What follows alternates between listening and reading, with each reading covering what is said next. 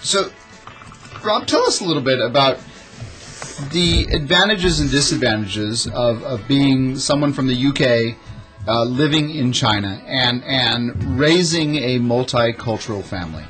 I mean, I've got to think there's got to be some beautiful rewards to that, but also some unique frustrations. I think we, being married in a multicultural family, you have to learn to get a balance between what's right in the West and works in the West, and what's right and works well in the East. So if you take schooling, the Western schools, I think, have a more balanced education, whereas in Hong Kong or Beijing, the Chinese type of schools, it's much more academic.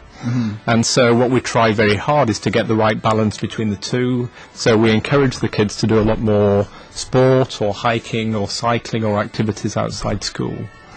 But when you're sending your child, because Rebecca goes to British School of Beijing, so it's a very British curriculum, what does she miss in going there that she misses that she might be getting in a Chinese curriculum? And I'm not saying one is better or worse. I love exploring the idea of multicultural families living in different places and how that enriches a family.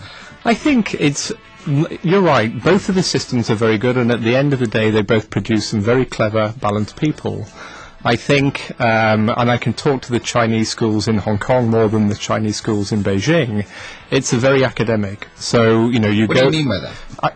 It's more the curriculum is more focused towards working than sport. Whereas I think in the English system, you get a balance between the sport and the academic side. And I think there's also pressure post-school to keep up with studies. So again, in Hong Kong, after kids leave the school, they then go to further maths, Chinese, English lessons as well. And that's important to keep up with to keep up with the academic side of the school. And how has Rebecca or Alex's childhood been enriched from growing up, in Singapore and here? And I think enormously. And it's not just where we've lived, whether it's Singapore, Beijing, New York, or Hong Kong. I think it's all the places we've travelled as well. I think it just gives them a different view on the world. And, they've been very lucky that they can get that, they've had the opportunity to meet all the different people in the places we've been. And what about the further education that they're going to have when they're grown up, like going to universities or colleges? That's a long time away. So we'll sort that decision out later on. Whether it will be here. I think, again, one of the advantages, because they have lived abroad, is they're bilingual. The kids are all bilingual, fluent Putonghua, and fluent, English or American. Do you speak English or American? I don't know. You don't know? Okay. Are we keeping you up? And so I think that's a very useful advantage. Because if they keep up with their Chinese, then the opportunities in China, when they start work in 10, 15 years' time, will be immense. So I think that's great. I know different multicultural families speak different languages at home.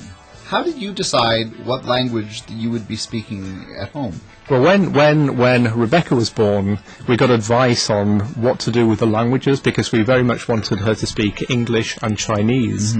And so when she was a baby, the advice we had was that I would speak English to her, and my wife Julie would speak Chinese to her.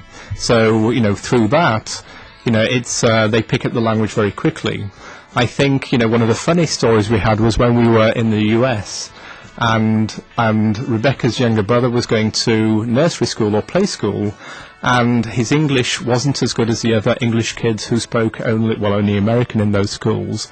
But and the teachers were telling us that the English was a bit behind the other children, but he spoke two languages. So you've got to get the right balance. And I think now they can flip in and out of both languages fairly easily. So I think it's just now. You don't need to be as disciplined in what language we speak to them, but when they were very young, it's very important that you keep that discipline, otherwise they'll get confused. Now I know your wife is a native Chinese who speaks extremely good English. How is your Chinese? Not as good as it should be. But I asked this for a reason, though, because you said that the experts gave you the advice that you would speak in English to the children and your wife would speak in Chinese. How did you feel when your wife would speak in Chinese and you may not completely understand that? Nothing at all, really. And I understand bits of what's been talked about, but, you know, when I'm at home, I don't understand a lot. And I think one of the things I regret, and I have no excuses, by the way, you know, we've been married a long time, and I've had a number of attempts at, you know, improving my Mandarin. But one of the things I regret is, you know, for Julie's parents, is not being able to speak, you know, properly to them. I think it's quite good, because for some of the Chinese husbands, they just pretend they're not understanding what their wife is talking. Or they just pretend they're not listening to it. Yeah.